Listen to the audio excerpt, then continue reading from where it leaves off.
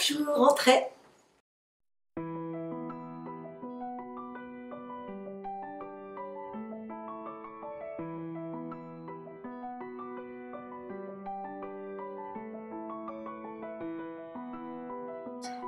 Je me suis aperçue de mes facultés de voyance, bien que je ne savais pas encore mettre un nom sur la voyance, quand j'étais toute petite, puisque j'ai quand même vu pas mal de défunts quand j'avais 5-6 ans, mais véritablement quoi, hein, dont une personne qui venait me voir relativement souvent.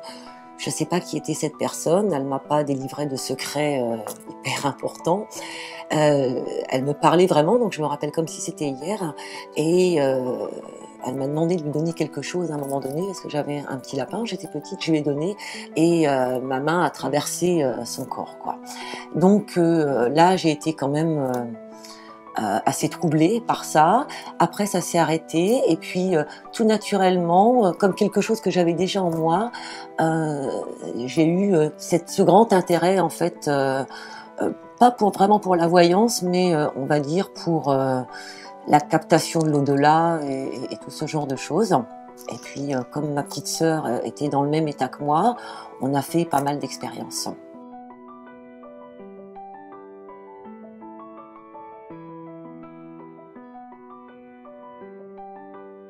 J'ai eu un premier métier qui est celui de peintre en lettres, donc un métier qui a complètement disparu aujourd'hui pratiquement. De là, j'ai été graphiste designer et c'est la vie en fait qui s'est chargée de me faire arrêter. C'est-à-dire que j'avais une société de communication et à un moment donné, voilà, il a fallu arrêter pour diverses raisons. J'ai recherché j'ai recherché du travail pendant pas mal de temps, pendant plusieurs mois, et je n'ai jamais retrouvé. Et j'avais toujours cette idée, parce que c'était une passion, quoi, effectivement, de pratiquer la voyance pour moi en cabinet. Et puis, à un moment donné, je me suis dit que c'était le moment, quoi. C'est que si je trouvais pas, il fallait que je me lance. Donc, je me suis lancée. Et c'est vrai que je me suis lancée toute seule, sans formation, vraiment voilà, avec mon Béline, tout simplement au départ. Alors j'adore la numérologie parce que et pourtant j'aime pas spécialement les chiffres, hein, j'étais nulle en maths, mais la numérologie que moi je vais appeler holistique, qu'on peut aussi appeler humaniste, va décrire complètement la géographie qu'on a choisie ou qu'on a choisie pour nous lors de cette réincarnation, de ce nouveau karma. Et ça va montrer tous les petits détails, la route principale, les routes secondaires, les routes possibles. Bon, je parle en forme d'image, mais le paysage qu'on a choisi, les chemins, les outils. Et je trouve que c'est une grande passion, parce que pour moi, c'est essentiel de savoir qui on est, comment on est équipé, parce que des fois on va sur des chemins et on n'est pas du tout équipé pour, ou au contraire des fois on a des envies et on se dit mais non je rêve, et non finalement on a bien les outils pour. Et puis je trouve que les gens se connaissent plus, donc ils n'arrivent plus à communiquer parce que tout le monde pense égoïstement que la personne d'en face est exactement faite de la même façon que l'autre personne. Voilà. Donc je trouve que c'est une démarche très intéressante. Moi, quand je fais des thèmes complets, on les fait une fois pour toute sa vie, en fait, hein. Et je dis souvent, il n'y a pas de bon thème, il n'y a pas de mauvais thème, mais savoir exactement nos possibles, nos potentiels, ce qu'on peut faire, ce qu'éventuellement faut développer, c'est quelque chose de très important avant toute démarche, même de voyance, quoi, parce que si quelqu'un en voyance nous demande est-ce que je vais arriver au bout de ce chemin, de toute façon, si on n'est pas bien équipé au départ, autant le savoir. C'est aussi une démarche pédagogique, la numérologie, pour comment dire, pour éduquer son enfant en fonction effectivement de son thème, en fonction de ses outils, etc. Et il est plus facile de remplir des cases, enfin entre guillemets, qui sont peut-être pas spécialement bien remplies. Donc ce sont des outils, voilà, potentiels quand quand ce sont des enfants plutôt que quand ce sont des adultes, quoi. Si on voit sur un enfant, par exemple, qu'il a des problèmes de communication, ce genre de choses, on peut plus facilement mettre un enfant, conseiller aux parents de mettre un enfant au théâtre, par exemple, qu'un adulte, quoi. Et ça va lui donner beaucoup plus d'outils à l'âge adulte. Et c'est très passionnant. Mais faut vraiment aimer les nombres, le nombre, voilà. Et quand des fois il y a des gens qui me disent je suis en chemin de vie 1 ou 2 ou 3 et je suis comme ci, comme ça, mais enfin, ça veut rien dire. Moi, j'appelle ça la numérologie de supermarché.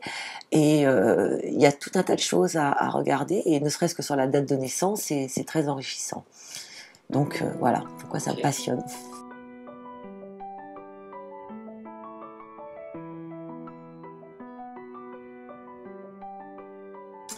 Alors, une consultation. Alors moi, j'aime bien le jeu aussi quelque part, et je ne veux avoir absolument aucun renseignement préalable.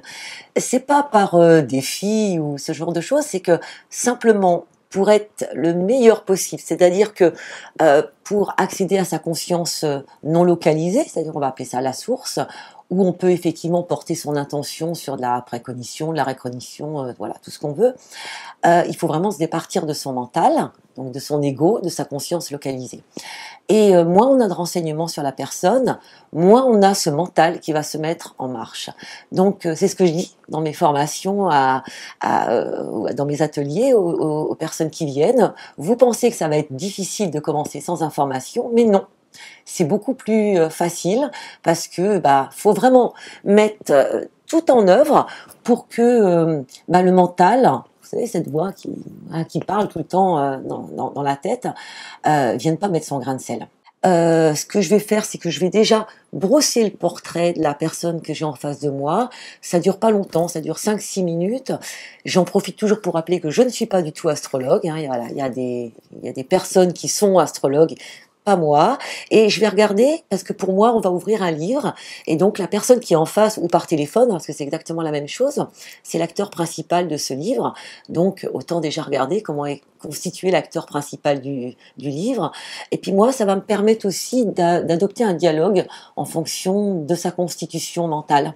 Donc, si c'est quelqu'un d'hypersensible, je vais peut-être adopter un dialogue, c'est pas de la complaisance, hein, mais un dialogue qui va être beaucoup plus, comment dire ça, polissé peut-être, tout en disant effectivement la vérité.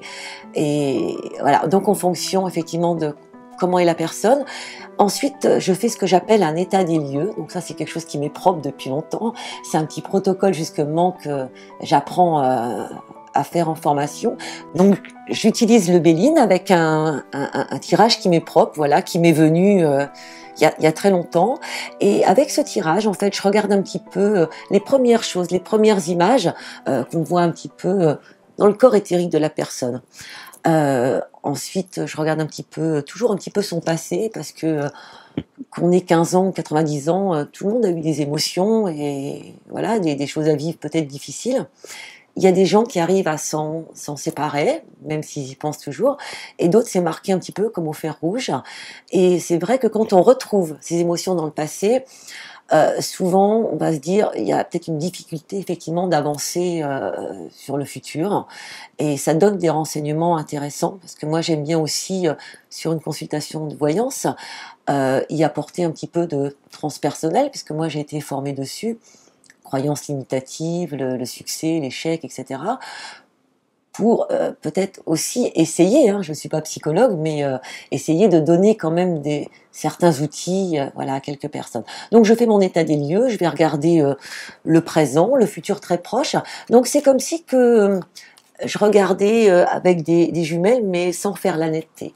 Et je vais trouver moi-même les domaines, en fait. Voilà, donc en parlant à la personne, je vais trouver les domaines. Je vais lui dire, bah tiens, il y a du sentimental, il n'y a pas de sentimental. Pour moi, il faut regarder le professionnel, etc.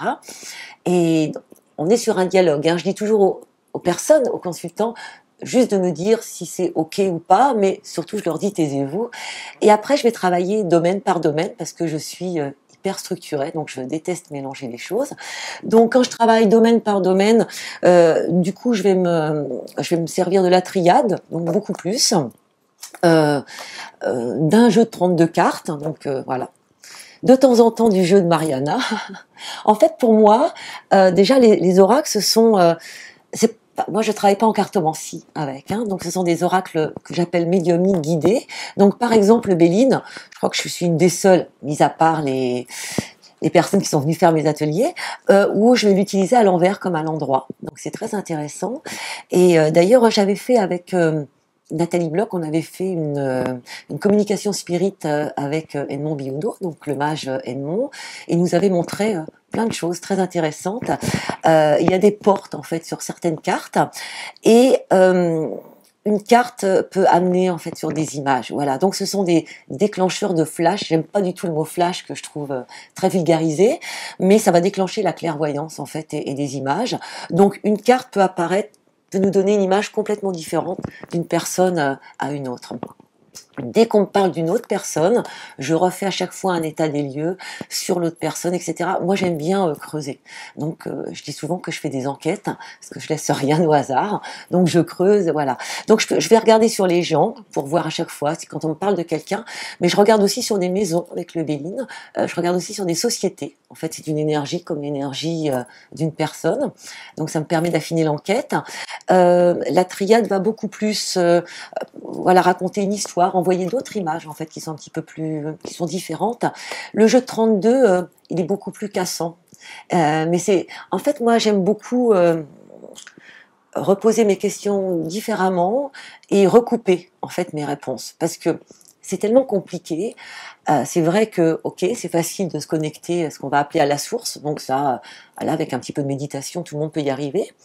Mais pour y arriver, c'est un petit peu embêtant parce qu'il y a comme des sortes d'égrégores en fait, hein, des nuages qui se forment, la pensée très forte du consultant par exemple, tout un tas de choses.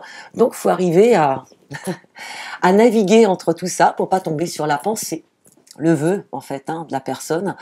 Et puis après on a quand même des blocs d'informations qu'il va falloir retranscrire avec le mental. Et le mental, des fois, il est un peu ouf hein, quand même. Donc si on a, je me rappelle quand je faisais les formations avec Sébastien, il disait souvent, quand on peut avoir du bleu, du froid, des couleurs, et notre mental va nous dire c'est une piscine, et finalement ça va être un aquarium, quoi. Donc c'est quand même une erreur assez importante. Donc je recroise, et j'ai aussi deux jeux d'eau chaud, on va être plus sur du transpersonnel en fait, où on va essayer de comprendre une situation. Donc c'est plus philosophique, psychologique, et voilà.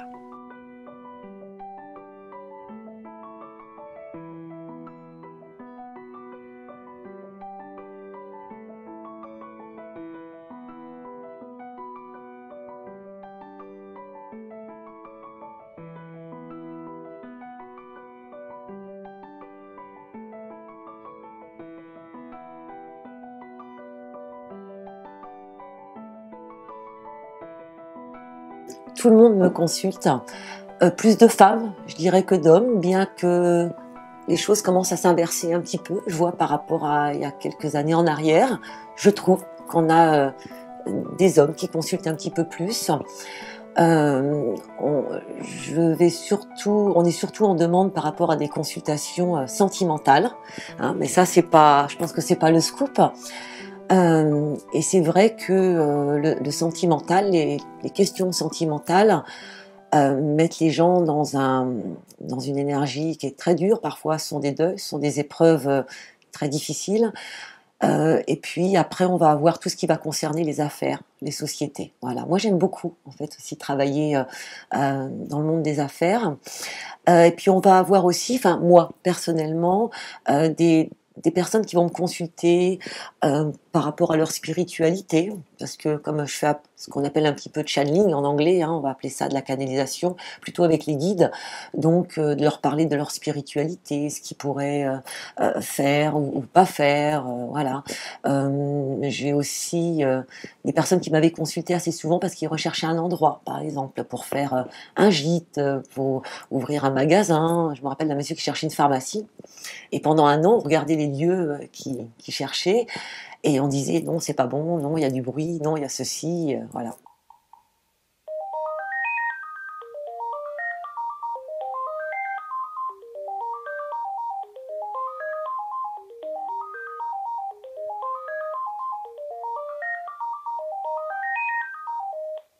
Alors, consultation en cabinet, consultation par téléphone, et il y a certaines personnes qui me disent ça doit être mieux en cabinet parce que vous me voyez. Et non, pas du tout. D'ailleurs, j'ai travaillé au début que je faisais du cabinet, j'avais une grande expérience de téléphone, donc j'ai eu beaucoup de mal à travailler en cabinet. Et sur ma table qui est ici, j'avais mis un grand paravent comme ça pour pas voir les gens, donc c'était assez curieux et j'expliquais aux personnes que c'était difficile pour moi. Et un jour, j'ai retiré ce paravent en me disant bon, faut arrêter. Et c'est la même chose parce que en fait, c'est l'intention qui compte. Je dis souvent quand on fait des prédictions mondiales ou quand on nous demande de parler du président ou autre, il n'est pas assis en face. Voilà, donc je pense qu'il faut vraiment avoir une intention très ciblée. Et à la limite, je dirais que quand la personne elle est au téléphone, on a encore moins de mental. Quand on voit la personne, on peut se dire, c'est le mental, ça, toujours. Elle a l'air gentille, pas gentille, pauvre, riche, elle est mariée, pas mariée. Bien que moi, je regarde pas les gens. Donc, justement, pour me retirer du mental, et c'est pour ça que je ne me rappelle jamais. Je ne suis pas du tout physionomiste, je ne me rappelle pas des gens. Ceci dit, non plus par téléphone, hein, parce que je prends pas de notes. Je prends jamais de notes parce que je suis joueuse, donc moi j'aime bien jouer le jeu. Et si quelqu'un me rappelle un an après, eh ben justement, c'est toujours cette histoire de mental. Je vais pas ressortir un papier où je vais avoir écrit 3-4 mots, parce que les choses, elles peuvent avoir diamétralement changé, et je vais partir sur du faux directement. Donc mes consultants le savent. Quand je leur dis, vous savez, je me rappelle pas parce que je prends pas de notes, etc. Oui, oui, on sait. La voyance, comme la médiumnité, le contact avec les défunts et tout ce qu'on peut retrouver, c'est une faculté. Je dirais que le don, je ne sais pas si ça appartient à quelqu'un, non, je crois pas. Le don, c'est l'interprétation. Le don, c'est arriver à se départir du mental. C'est arriver à échapper à toutes ces bulles. C'est d'être un petit peu comme un acrobate, quoi, voilà, et d'arriver à retranscrire le mieux possible et le plus calqué en fait à ces blocs d'informations qu'on reçoit. Tout le monde a la faculté.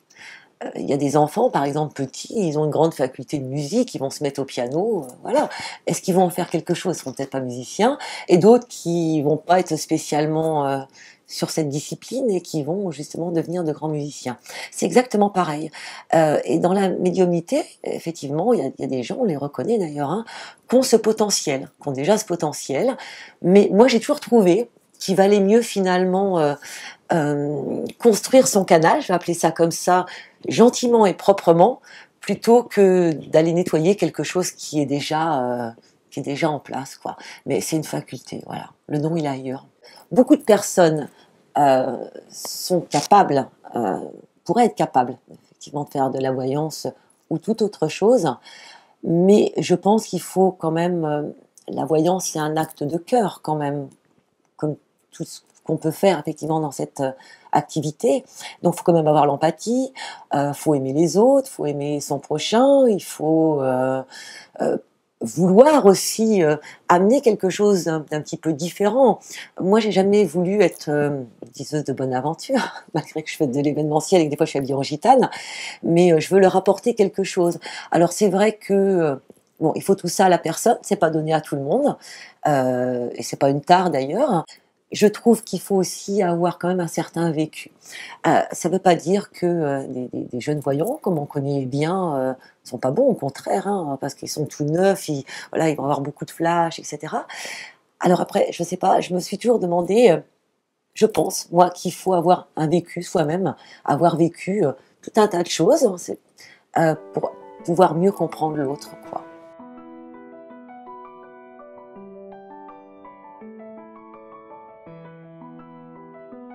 Donc ça fait 5 ans que je propose des formations, des ateliers, on va dire, de perception extrasensorielle, sans support et avec support.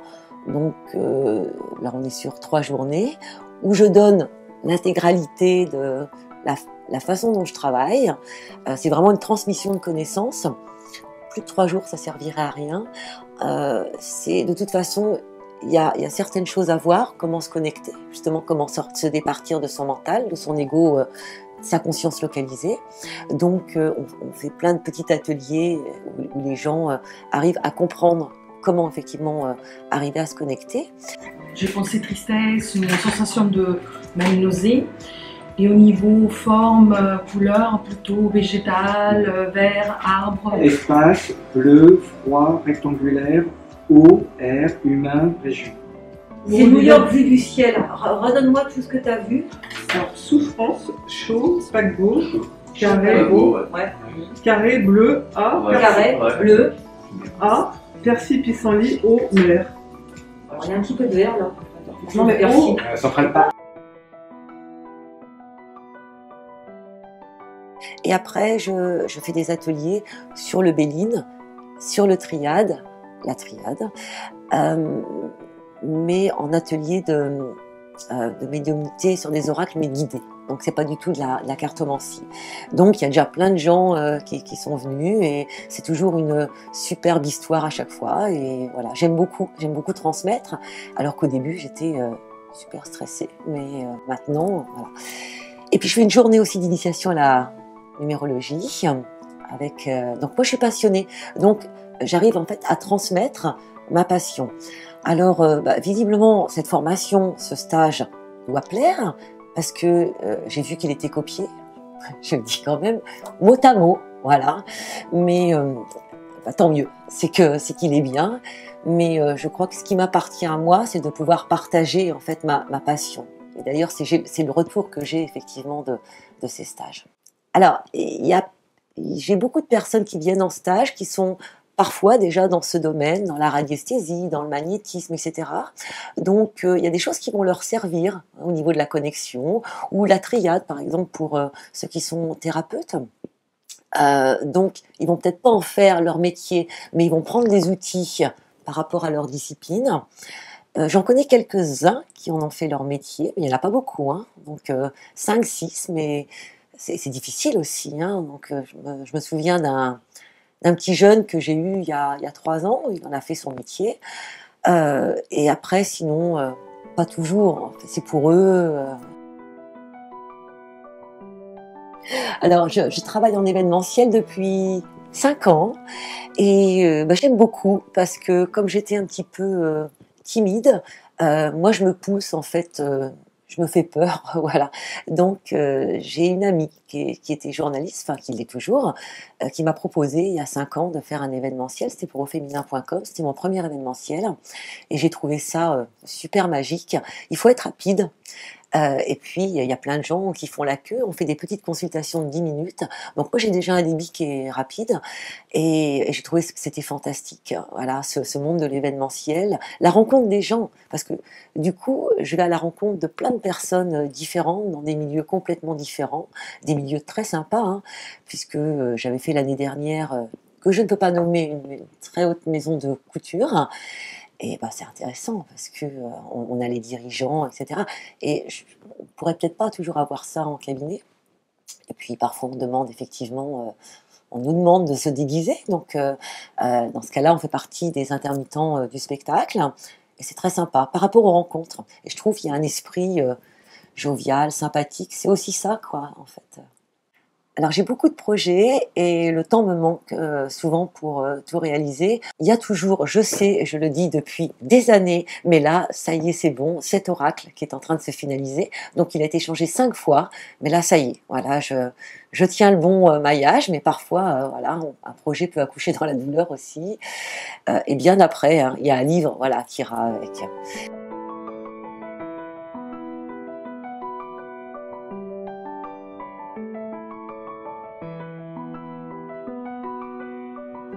Un bon voyant ne met pas ses consultants dans l'addiction, donc il ne va pas prendre quelqu'un effectivement en consultation qui va l'appeler toutes les semaines, tous les 15 jours.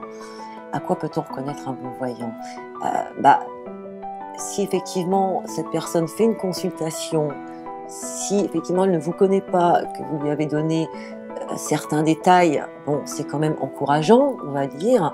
Après, un bon voyant, il doit surtout faire des consultations qui viennent du cœur, je pense, être dans l'empathie. Enfin, c'est tout un tas d'ingrédients, en fait. Et puis, je dirais que un bon voyant peut être le bon voyant de quelqu'un et le moins mauvais voyant de quelqu'un d'autre. Donc, on va tous peut-être vers des professionnels différents. On a chacun une personnalité. Et c'est pour ça que moi, j'ai jamais fait rentrer cette notion de concurrence, par exemple. Donc, moi, j'aime bien les gens qui sont sympas. Et voilà, et on fait des échanges, et c'est ce qui amène, en fait, et c'est ce qui draine une bonne énergie. Et ça devrait être comme ça un petit peu partout, quoi.